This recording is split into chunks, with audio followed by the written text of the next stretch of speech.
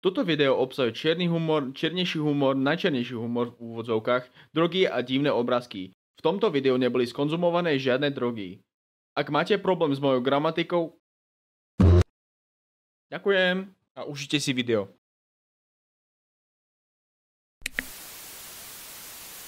Nie, nie, nie.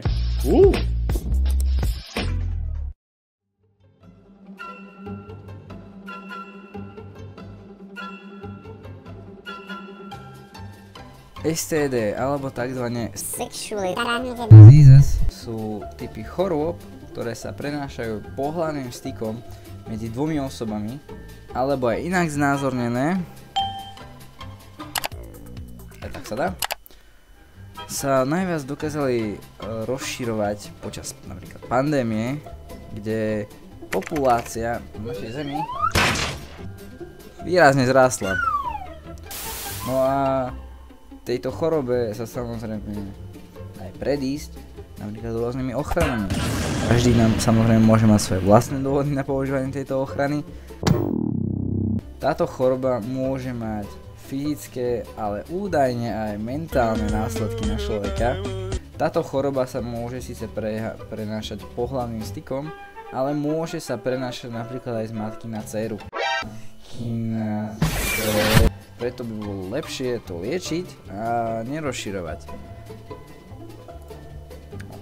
Pokračujeme ďalej.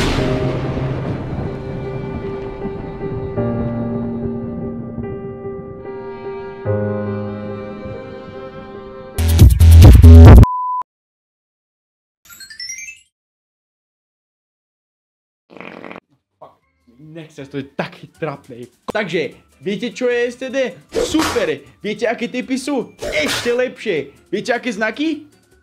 Nie. Teraz vám porozprávam o 8 znamení STD od najviac viditeľný do vôbec viditeľný a ich príznaky. Takže, prvé máme genitálny herpes alebo HCV. Herpes normálne vyzerá ako malé pluzierky alebo bolavé rany na povrch kože, väčšina okolo alebo v ústach, v genitáliách alebo v konečník. Môže to spôsobiť svrbenie a horúčku. Je to normálne viditeľné. Druhé máme genitálne bradavice alebo papilomavírus. Papilomavírus normálne vyzerá ako malé hrbolčeky na tvojich genitáliách alebo okolo konečníku. Spôsobí to svrbenie a zlé pocity. Jak herpes, keď dáš dole gáte babe alebo chalanovi a uvidíš tie malé rakoviny, vieš, že to je papilomavírus. Tretie, máme syfilis. Syfilis vyzerá ako bezbolestivé rany, takzvané red, ktoré sa potom premenia na výražky na povrch kože, vrátane chodidla a dlane. Môžu spôsobiť horúčku, únavu a opuchnutie uzliny.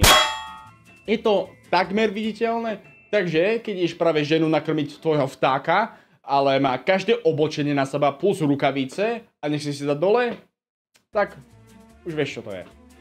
Štvrté máme kvapku alebo gonoreu. Gonorea je infekcia v močovej trubice alebo pošve, čo spôsobí tak, že tvoj výtok alebo semeno bude také žlté aj niekedy zelené. Môže to pôsobiť bolesť vypustenia, proste čurania alebo bolesť brucha. Pri mužov je to silnejšie. Takže piaté máme chlamydiu. Chlamydia má vôbec žiadne viditeľnosti, okrem že ti to spôsobí bolesť v sexe alebo pálenie. Je to strašne skryté a u ženách ešte viac. Šiesté, je to skomplikované slovo, je trichomonáziu. Nech som to povedal správne. Trichomonázia je u ženách penivý a smradlavý výtok a u mužov vôbec nič. Môže to spôsobiť podraždenie, svrbenie a pálenie. Niekedy to je viditeľné, niekedy nie. 7. máme hepatitida B. Dáme na skratku na Hep B, lebo mi... Hep B moc nemá viditeľnosť, ale ono čo to robí, dáva. Kvôli tomu, lebo Hep B infektuje pečeň, čo spôsobí žltú kožu a oči. A ešte to môže spôsobiť únavu, bolesť klby a nevoľnosť. Je to väčšina vidieť, tá infekcia je viac vidieť vnútri, nevonku. Ideme konečne na posledné, čo je najviac neviditeľný aj nebezpečný a to je HIV a AIDS. Čo je na toto nebezpečné, je vôbec o tom nevieš. Kľudne môžeš poboskať prostitútku a roky budeš úplne v pohode, dokým to už bude moc neskoro a máš AIDS.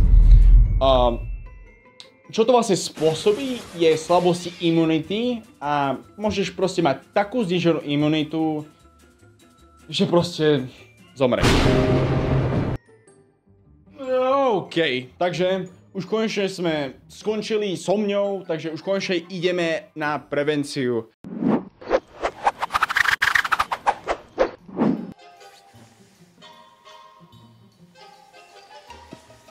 Prevencia STD. Viete, čo je lepšie, než liečiť STD? Vôbec ju nemať. A vieme to dosiahnuť s viacerými spôsobmi. Napríklad použitím kondómu. Vedeli ste, že existujú mužské, ale aj ženské kondómy? Ja som nevedel. Takže mužské každý vie, ale ženské...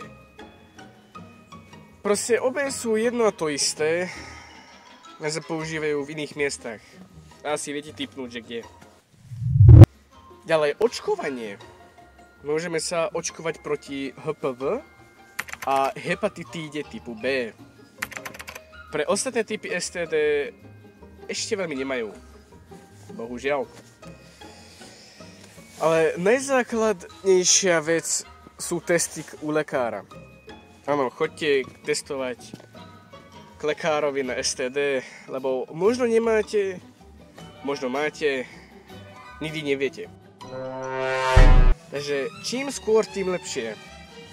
A neviem, ale nemôžeme povedať to isté aj na školské testy. Ďalej, drogy a alkohol.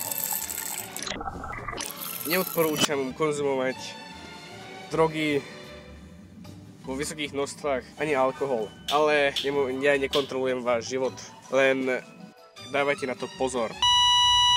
Naspäť k kondómu.